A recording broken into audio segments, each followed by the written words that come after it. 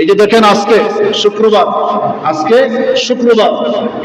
যেই প্রোগ্রামগুলি, যে অনুষ্ঠানগুলি পশ্চিমা বিশ্বে হয়ে থাকে উলঙ্গ মিছিল, কি মিছিল?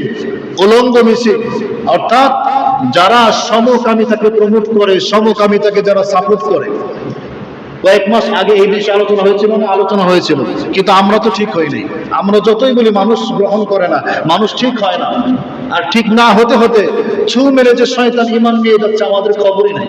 আমরা শুধু মনে করি 5 ওয়াক্ত নামাজে আসলাম, টুপি আর পাঞ্জাবি বললাম, আমি পাক্কা মুসলমান। না, এত সহজ না, এতটা সহজ না।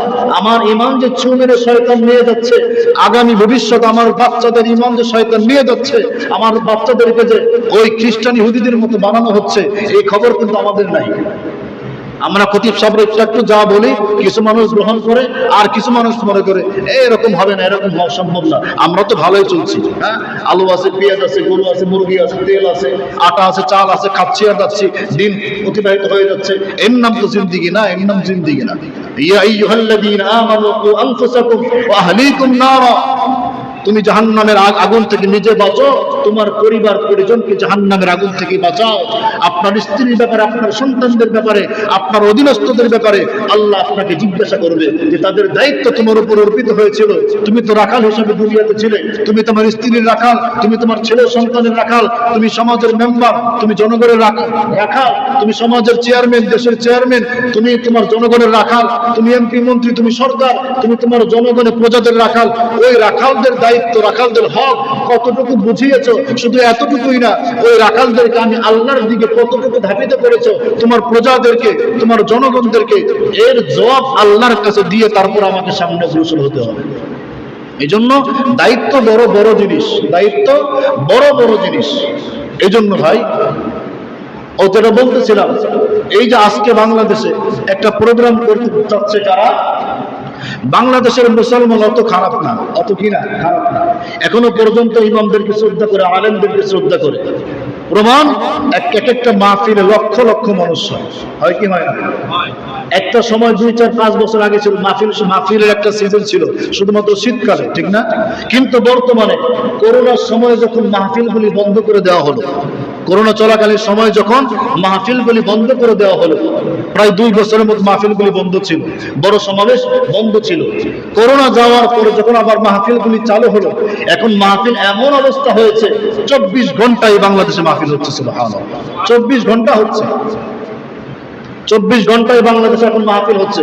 দিনেও হচ্ছে, রাত্রি হচ্ছে, মাসে একদিনও বাদ নাই মাহফিলে। এবং মসজিদে মসজিদে ইসলাহি বয়ানের মাধ্যমে মানুষদেরকে দ্বীনের কথা শোনানো হচ্ছে। মাগরিবের পরে, আসরের পরে, এশারের পরে, বাদ ফজর মাহফিল হচ্ছে। তাহলে ইসলামের প্রচার প্রসার বেড়েছে না কমেছে? বেড়েছে না কমেছে? 2 বছর অফ ছিল, আল্লাহ বলেন 2 বছর অফ রাখলি আমি আল্লাহ এমন অবস্থা করব, মাহফিলের আর কোনো সিজন থাকবে না, সারা বছর আমি আল্লাহ মাহফিল করাবো। সুবহানাল্লাহ বলেন, সারা বছরে বাংলাদেশে মাহফিল হচ্ছে। সম্মানিত হাজিরিন, তো এই জন্য যেটা বলতেছিলাম যে আমরা ইসলাম নিয়ে কতটা ভাবি, দেশ নিয়ে আমরা কতটা ভাবি। আপনারা মনে করেন আমরা হুজুররা দেশ নিয়ে ভাবি না, দেশের জনগণ নিয়ে ভাবি না। মুক্তিযুদ্ধের যে ইতিহাস, যে চেতনা, এই ইতিহাস পড়ে দেখেন ওলামায়ে কেরামের কি পরিমাণ অবদান ছিল। কিন্তু কিছু বাটপাররা ওলামায়ে কেরামকে এই লিস্ট থেকে তারা বাদ দিয়েছে। কেন? এদেরকে যদি মুক্তিযুদ্ধের চেতনা ধরা হয়, এদেরকে যদি ইতিহাসের পাতায় এদের নাম লেখানো হয়, তাহলে ইসলাম প্রমুখ হয়ে যাবে, ইসলামের উন্নতি হবে, ইসলামের প্রসার হবে। যার কারণে ওলামায়ে কেরামের একটা জামাত, একটা দলকে এই মুক্তিযুদ্ধের ইতিহাস থেকে বাদ দেওয়া হয়েছে। বাকি আপনি ইতিহাস পড়ে দেখবেন কত আলেমের রক্ত ঝরা, ঘাম ঝরা, জীবন দেওয়ার ইতিহাস আপনি খুঁজে পাবেন। কিন্তু এটা আমাদেরকে জানতে দেওয়া হয় নাই, আমাদেরকে বুঝতে দেওয়া হয় নাই। আপনাদেরকে কি শিক্ষা দেওয়া হয়েছে? যে হুজুররা মাদ্রাসায় পড়বে, দাওয়াত খাবে, মিলাদ করবে, সাল্লাল্লাহু বলবে, আর বেতন নিবে, আর তারা জিন্দেগি যাপন করবে। আপনাদেরকে শুধু এতটুকু শেখানো হয়েছে। কিন্তু এই দেশের জন্য, এই দেশের জনগণের জন্য ওলামায়ে কেরাম যে অক্লান্ত পরিশ্রম করেছে, জীবন দিয়েছে, রক্ত দিয়েছে, ত্যাগ করেছে, ওইটা আমাদেরকে জানতে দেওয়া হয় নাই, ওইটা আমাদেরকে ভুলিয়ে দেওয়া হয়েছে।